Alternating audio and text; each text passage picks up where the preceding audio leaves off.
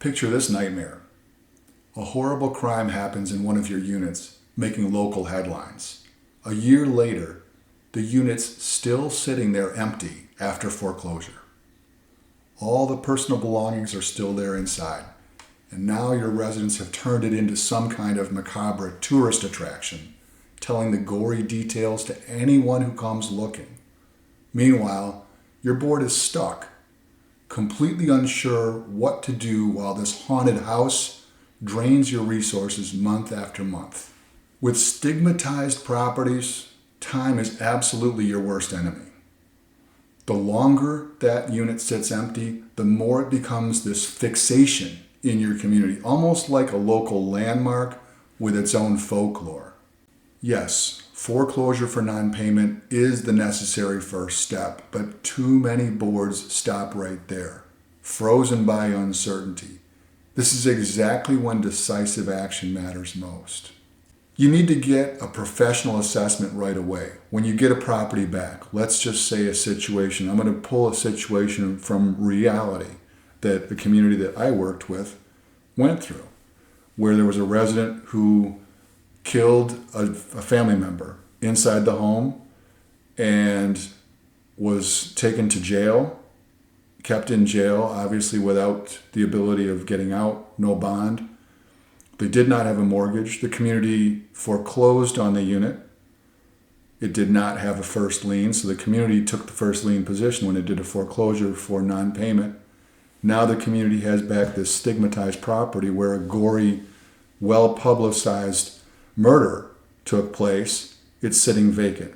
So that gives you some context as to what we're dealing with here. Keep in mind that not every foreclosure situation is as legally clean as that. Some of them have first liens already in place, and community boards may have to go through that process in second lien position, and maybe the lender will take care of the liquidation. But in this case, no one was taking care of the liquidation. The community was just sitting on this vacant unit that was generating no revenue for the community. So that's the context that we're talking about here.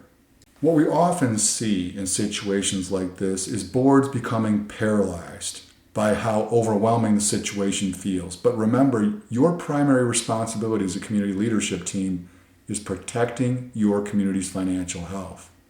An empty unit that generates zero revenue while requiring ongoing expenses hurts everyone's bottom line. Waiting a year or more only cements the problem further and makes that stigma even harder to overcome. Once you legally own the property, you need a straightforward rehabilitation strategy. This means dealing with the property as it actually exists, not as you wish it were. First step is removing all personal property. Yes, this can be emotionally difficult, but it's absolutely necessary. Hire a professional cleaning service that has experience with challenging properties. They're worth every penny. Focus only on making the unit marketable, not perfect. Get all personal belongings completely out. Fix the critical systems that aren't working. Present a clean, empty slate, not a fully renovated unit. Smart boards understand they don't need to sink $30,000 into making the unit move-in ready. Instead, price the property accordingly, letting the next owner handle renovations to their own taste. This approach moves the property faster while minimizing what your association has to spend. The trickiest part with stigmatized properties is often your own community.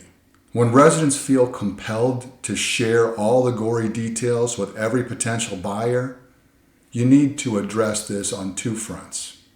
First, find a professional real estate agent experienced with challenging properties. Be clear about disclosure requirements. Share exactly what's legally required, nothing more. In most states, foreclosed properties have limited disclosure requirements, which works in your favor. Second, directly address the community behavior. Hold a meeting and explain why residents sharing shocking details with potential buyers hurts everyone financially. Put it in simple terms.